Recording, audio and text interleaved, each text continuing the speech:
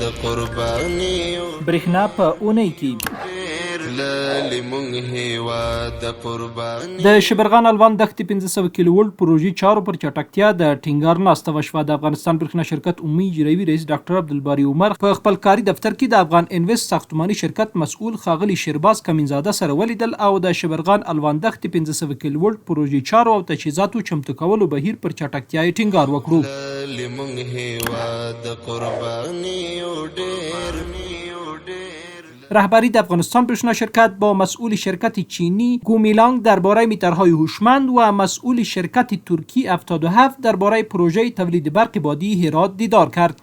مسئول شرکت چینی گومیلانگ آقای جکسان در مورد میترهای هوشمند تولید شده توسط این شرکت که با سیستم کردیت کار میکنند به دکتر عبدالباری عمر رئیس عمومی اجرایی د افغانستان برېښنا شرکت معلومات داد. همچنین مسئول شرکت ترکی 77 آقای بوراق در مورد پروژه تولید 50 مگاوات برق بادی در هرات با دکتر عبدالباری عمر دیدار و گفتگو کرد.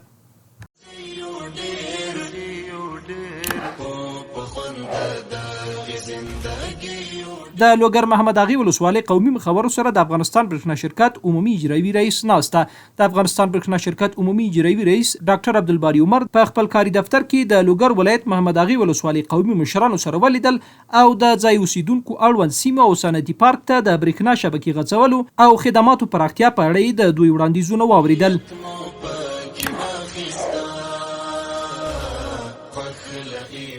تاکید بر تسریع جمع‌آوری و جلوگیری کامل از ضایعات بر مسئولین نهگانه برېښنا و واحدهای ولایتی مربوط.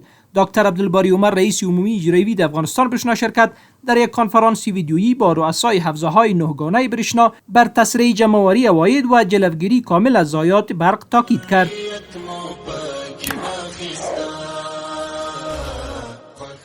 د برېښنا تولید حوزې ریاست هڅاند د تخنیکی کارکونکو د نغلو برېښنا تولید فابریکې لومړي توربین اساسي رغونې چارې بشپړې او د یادې حوزې رهبرۍ پلاوي له لوري فعال او پرانیستل شو.